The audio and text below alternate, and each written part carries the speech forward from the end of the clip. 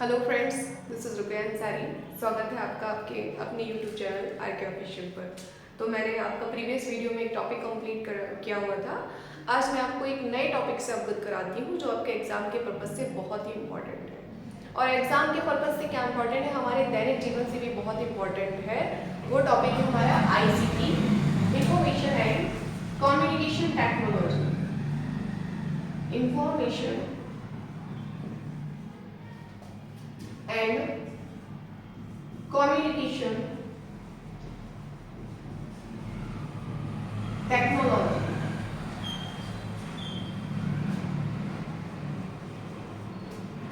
इसका full form होता है ICT का, इंफॉर्मेशन एंड कम्युनिकेशन टेक्नोलॉजी, सूचना एवं संचार प्रौद्योगिकी।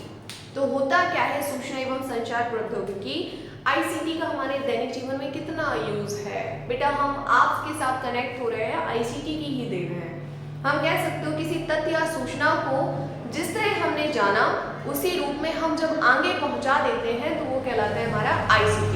जैसे कि आप जो है इसको पढ़ रहे हो, आज मैं आपसे जुड़ी हुई हूँ, ये सूचना आप ले रहे हो, इसी सूचना को जिस तरह मैं दे रही हूँ इसको आप आगे आने वाले जो भी व्यक्ति हैं उनको शेयर कर दो या किसी बच्चे को शेयर कर दो, तो वो क्या कहलाता है? ICT कहलाता है। उसी रूप में आपने पहुंचा दिया।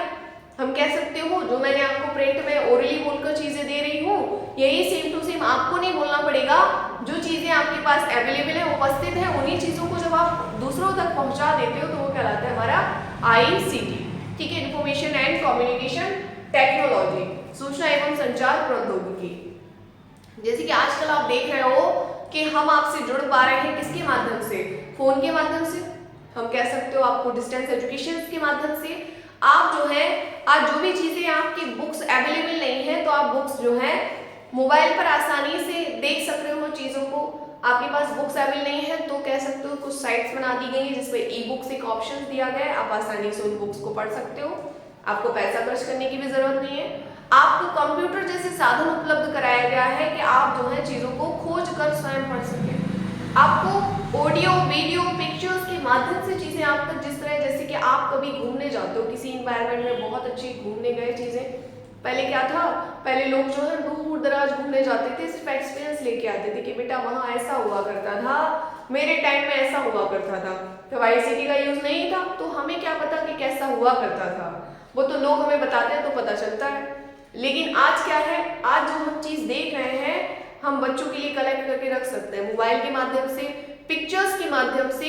वही चीज हम आगे जो बच्चे होंगे उनको दिखा सकते हैं, देखो बेटा ये चीज थी, ये चीज थी जो मेरे टाइम में प्रचलित थी। पहले क्या था, पहले ICT उपलब्ध नहीं था तो हम अपनी जो हमारे बुजुर्ग हैं, बूढ़े दादा दादी हैं, उनसे हम जो भी जानकारियां लेते हैं सिर्फ मौखिक रूप से लेते हैं। हम उतने अच्छे से फील नहीं कर पाते जितने अच्छे से उन्होंने फील किया है। अगर ICT उस समय उपलब्ध होता तो आज भी हम उन चीजों को देख रहे होते, महसूस कर पा रहे होते। लेकिन आज की जो टेक्नोलॉजी है वो पूरी किस पर डिपेंडेंट है? ICT पर डिपेंडेंट है। हम आसानी से देख सकते हैं चीजों को, कैप्चर्स करके भी रख सकते हैं फोटो के माध्यम से, जिससे आगे आने वाली पीढ़ियां भी उन्हें देख सकती हैं।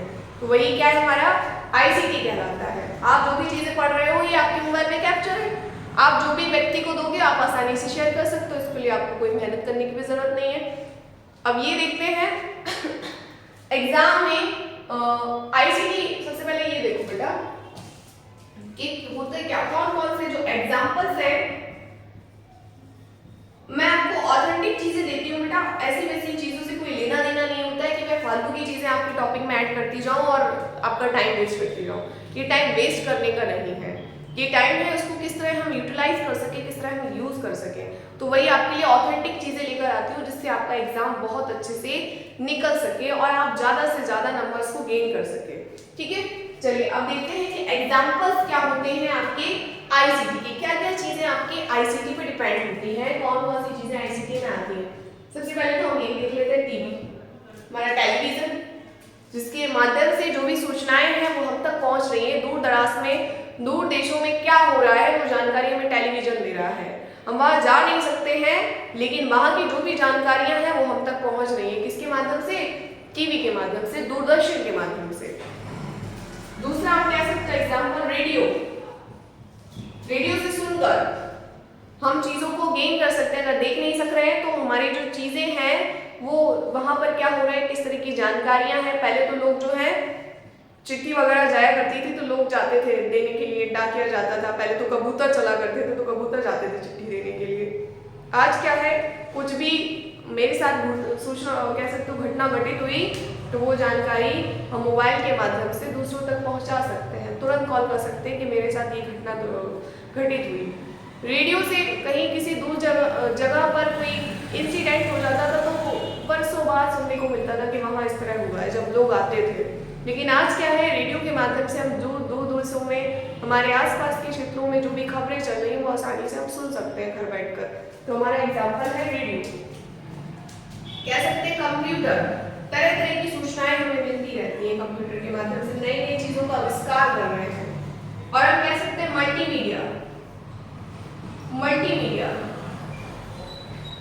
ऑडियो वीडियो हर एक चीज मिल गई है, हर एक कह सकते हो प्रकृति से जुड़ रहे हैं हम मल्टीमीडिया के माध्यम से। नेक्स्ट हम कह सकते हैं ओपन एजुकेशन रिसोर्स,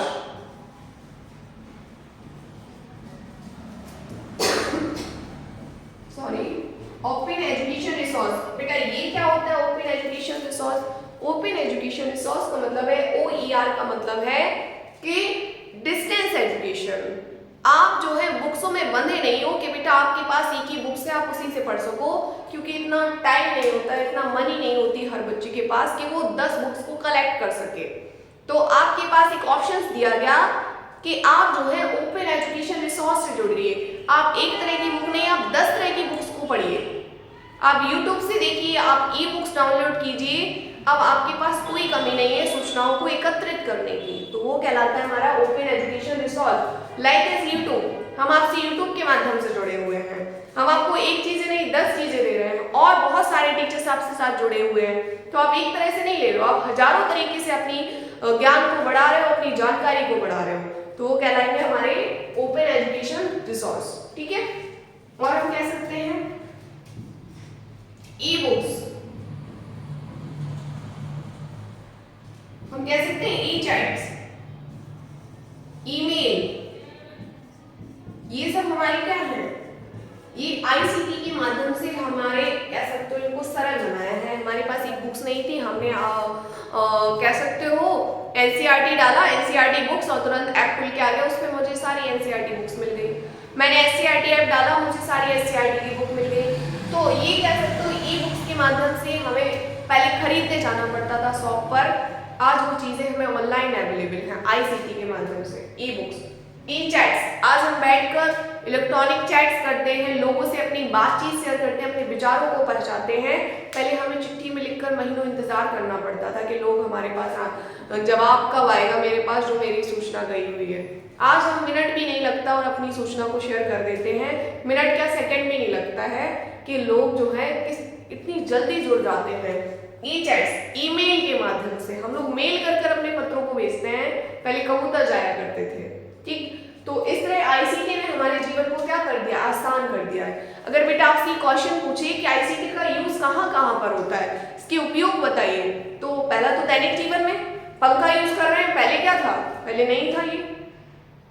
आज हम लोग कंप्यूटर यूज कर रहे हैं, सूचना के क्षेत्र में, शिक्षा के क्षेत्र में प्रोजेक्टर लगे हुए हैं, हर एक क्षेत्र में हमारा ICT का यूज हो रहा है। संचार के क्षेत्र में, सूचना के क्षेत्र में, व्यवसाय के क्षेत्र में, दैनिक जीवन में, शिक्षा के क्षेत्र में, व्यवसाय के क्षेत्र में, हर एक क्षेत्र में ICT आया हुआ है। हम कह सकते हैं स्वास्थ्य के क्षेत्र में, पहले लोग पता नहीं लगा पाते थे कि व्यक्ति को बीमारियां क्या है, आज पता चल जाता है एक्सरे के माध्यम से, अल्ट्रासाउंड के माध्यम से कि आपकी बॉडी में क्या क्या प्रॉब्लम्स हैं। तो ये किसकी देन है, ICT की देन है। तो इसका यूज कहाँ कहाँ पर हो रहा है, चिकित्सा के क्षेत्र में। शिक्षा के क्षेत्र में क्या यूज हुआ कि बेटा हम आपसे जुड़ पा रहे हैं, हम आप तक अपनी बात पहुंचा पा रहे हैं। पहले सिर्फ किताबें थी जिसके माध्यम से हम अपनी बात दूसरों तक पहुंचा पाते थे, लेकिन वो भी साधन कैसे थे, लिमिटेड थे। हर बच्चा बुक्स को नहीं खरीद पाता था, हर बच्चे के पास एजुकेशन फ्री ऑफ कॉस्ट नहीं पहुंच पाती थी। आज पहुंच रही है, किसके माध्यम से, एजुकेशन के माध्यम से, ICT के माध्यम से। हम कह सकते हैं व्यवसाय के क्षेत्र में आज लोग नई नई टेक्निक्स का यूज कर रहे हैं ICT के माध्यम से। आप देख रहे होंगे कि इस तरह लोगों को सालों कह सकते हो महीना लग जाता था अपनी खेती को काटने के लिए, जो फसल उन्होंने उगाई है आज हम कह सकते हैं चुटकियों में भूसा बन जाता है मशीन से, थ्रेसर से। पहले लोग धूप में लगे रहते थे, इतना मेहनत करते थे, तो इसका यूज हर एक क्षेत्र में हुआ है। ठीक है, और कौन कौन से एग्जाम्पल्स आएंगे, तो बेटा आपके ये एग्जाम्पल्स हैं। नेक्स्ट देखते हैं, ये क्वेश्चन आपका एग्जाम में पूछा गया है, अभी एग्जाम हुआ है जो आपका केबीएस का एग्जाम चल रहा है, उसमें पूछा गया है टूल्स ऑफ आईसीटी के। आईसीटी के टूल्स क्या होते हैं, तो 5 टूल्स बताए गए हैं आपके आईसीटी के। पहला टूल है आपका इंफॉर्मेटिव टूल, जानकारी टूल जिसको कहेंगे। तो ये कौन से होते हैं, जैसे कि इंटरनेट हो गया, आपका वेब पेज हो गया, गूगल हो गया, क्रोम हो गया, जिससे हम जानकारियां एकत्र करते हैं, जानकारियों को एकत्रित करते हैं। तो वो कौन सा टूल होता है हमारा इंफॉर्मेटिव टूल। जैसे कि इंटरनेट हमने तुरंत डाला, आज तो मैंने डाल दिया कि how to prepare KBS exam, ठीक है, how to prepare my topic for KBS exam, तुरंत की तुरंत उसमें सजेशन आना स्टार्ट हो गए, जानकारी आ गई, बेटा इससे पढ़ो इससे पढ़ो। तो ये क्या है, कौन से टूल होते हैं, इंफॉर्मेटिव टूल, इंटरनेट जैसे।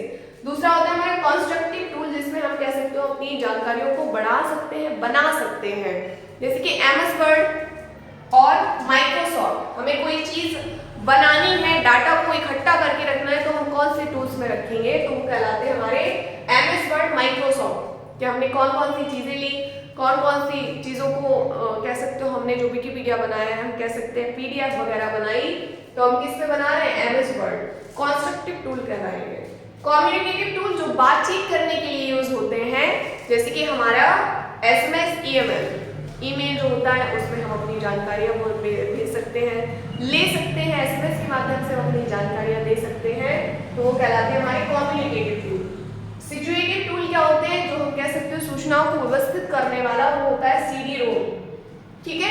नेक्स्ट होते हैं हमारे को कंस्ट्रक्टिव टूल, वो होता है हमारा डिस्कशन बोर्ड। को कंस्ट्रक्टिव टूल क्या होता है, जैसे कि आप मॉल वगैरह में जाते हो, वहां पर एक डिस्कशन बोर्ड रखे होते हैं अपने कंप्यूटर में, मॉल्स के बच्चे जो ऑनर्स होते हैं वहाँ के, या जो भी वर्कर्स होते हैं, उनके लैपटॉप में को कंस्ट्रक्टिव टूल बना होता है, एक डिस्कशन बोर्ड होता है, जिसमें लिखा रहता है कि ये सामग्री हमारे यहाँ उपलब्ध है, इन प्राइस में उपलब्ध है, और ये सामग्री का ये प्राइस है, और जो अनअवेलेबल रहती है वो भी उपलब्ध रहते हैं, उस पर लिखा होता है, जो अनअवेलेबल रहती है वो भी उपलब्ध, और जो अवेलेबल होती है वो भी लिखा होता है।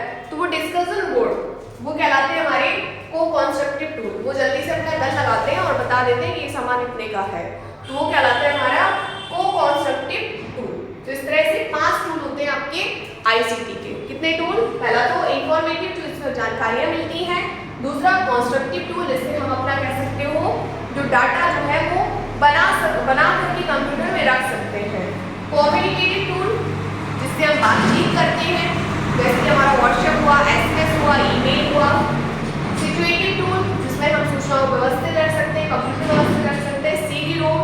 नेक्स्ट होता है हमारा को कंस्ट्रक्टिव टूल, डिस्कशन बोर्ड, हम कह सकते हैं अपना जो भी जानकारियां हैं वो उस बोर्ड में हमें लिखी हुई रहती है, जो हमें तुरंत अवेलेबल हो जाती है, ठीक है। चलिए, तो इस तरह से 5 टूल हमने जाने। आईसीटी बहुत इंपॉर्टेंट टॉपिक है जो एग्जाम में पूछा जा रहा है आपका, इससे डायरेक्ट क्वेश्चन बन रहा है, तो मैंने आप लोगों से ये जानकारी शेयर करना बहुत महत्वपूर्ण समझा, ठीक है। चलिए,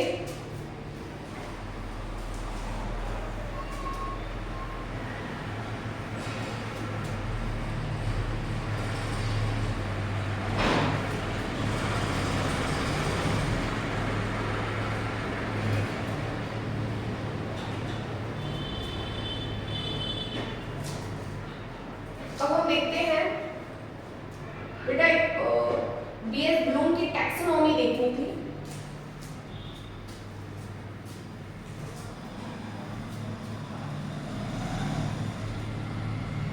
बीएस ब्लूम,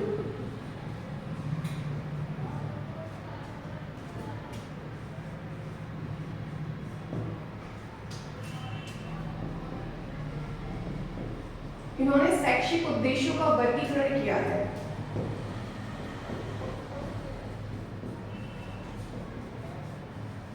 बीएस ब्लूम ने शैक्षिक उद्देश्यों का वर्गीकरण हम कह सकते हैं ब्लूम टैक्सोनॉमी के इस नाम से जानते हैं। तो उन्होंने 3 उद्देश्य बताए। सबसे पहला बताया इन्होंने ज्ञानात्मक उद्देश्य या ज्ञानात्मक क्षेत्र, दूसरा बताया इन्होंने भावात्मक क्षेत्र, और तीसरा बताया इन्होंने मनोगत्यात्मक क्षेत्र।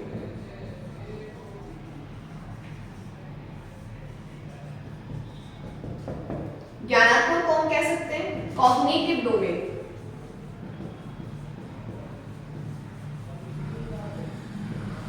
दूसरा है हमारा अफेक्टिव डोमेन।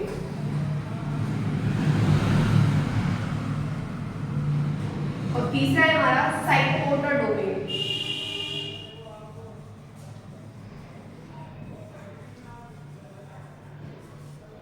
तो इस तरह से हमने इन्होंने बीएस ब्लूम ने बेंजामिन ब्लूम ने 3 क्षेत्र बताए हैं शिक्षा के या शैक्षिक उद्देश्यों का वर्गीकरण 3 आधार पर किया है।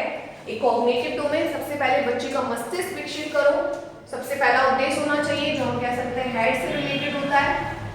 फिर बच्चे को भावनात्मक रूप से जोड़ो कि बच्चे जो है एक दूसरे का सम्मान करें, आदर करें, सहयोग के साथ क्लास में रहें, प्रेम पूर्वक रहें, उनके अंदर करुणा हो, संवेग हो, बच्चे के अंदर इमोशंस हो कि हमें टीचर्स के साथ किस तरह जुड़ना है। तो वो कहलाता है हमारा भावात्मक क्षेत्र। ये होता है हमारा हार्ट से रिलेटेड। मनोगत्यात्मक क्षेत्र हम कह सकते हैं जो कक्षा के बाहर गतिविधियां की जाती हैं वो कहलाता है हमारा मनोगत्यात्मक क्षेत्र, साइकोमोटर डोमेन। इसको भी विकसित करें जिससे मांसपेशियां उनकी ठीक ढंग से संचालित हो सके, उनकी मांसपेशियां शरीर सुविकसित रहे, शरीर स्वस्थ रहे। तो तीसरा उद्देश्य होता है हमारा मनोगत्यात्मक क्षेत्र, साइकोमोटर डोमेन। ये होता है हमारा हैंड से रिलेटेड। तो इस तरह 3H भी हम जान सकते हैं इसको 3H के नाम से, हेड, हार्ट एंड हैंड। तो तीनों क्षेत्रों का विकास करना है हमें बच्चे का। हमें सिर्फ बच्चे को मेंटली रूप से ही विकसित नहीं करना है, उसका सिर्फ ज्ञान ही नहीं बढ़ाना है, हमें उसको अंदर भावना भी लानी है, उसके अंदर फीलिंग्स भी लानी है, इमोशंस भी लाना है, संवेग भी लाना है, जिससे बच्चा टीचर्स के साथ जुड़ सके, अपने आसपास जो उसके मित्र हैं उनसे जुड़ सके, बच्चा उसके अंदर फीलिंग आ सके।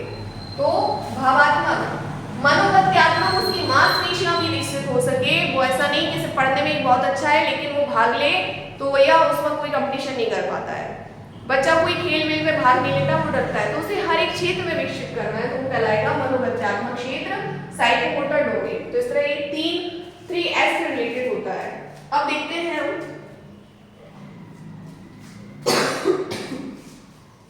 सॉरी आपका जो बीएस ब्लूम थे, इन्होंने अपनी जो सारणी दी थी 1956 में, ठीक है। ज्ञानात्मक क्षेत्र की जो सारणी दी थी 1956 में, उसको जानते हैं। इसका भी क्वेश्चन मोस्ट इंपॉर्टेंट है, नीचे से देखते हैं इसको। ज्ञान, बोध, प्रयोग, विश्लेषण, संश्लेषण,